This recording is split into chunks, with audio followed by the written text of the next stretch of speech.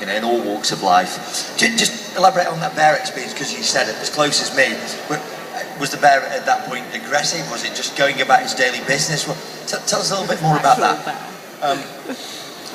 I was guiding a trip to look at bears, and we were living on a yacht. We had lots of cardboard boxes with food, and as the food was used, and we need to get rid of the boxes, so I took them ashore one day, and I was in a gravel bar in a narrow stream, and it must have been from that wall to the people over here wide, and with a colleague we were burning off the boxes, and I heard this noise beside me, and I turned round, and a big male grizzly bear had stepped into the river beside me, and he's standing up looking at me, and it was a gulp moment. And I had with me this giant can of pepper spray.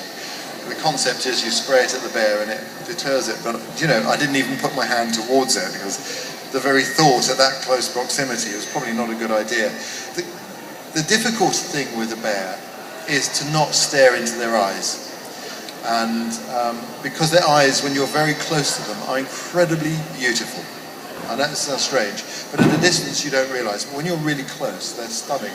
And so I'm looking up at this bear, and I know what to do. And in my mind, I'm going through what should you do. And you mustn't stare at a bear, because if you stare, it's a sign of aggression. And so with great difficulty, I averted my gaze and turned my head, which is the weirdest thing to do, is to turn your head like that, because this is a sign of submission to the bear.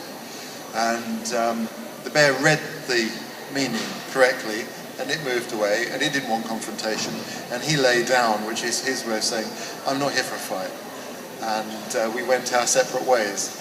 But it was, for a moment, it was a very special meeting, and you know, a few years later, I interviewed a lady in Canada who'd been very badly mauled by a bear, and she, for various reasons, had found herself in the same proximity to the bear, and she said to me, his eyes were so beautiful, I couldn't stop looking at them.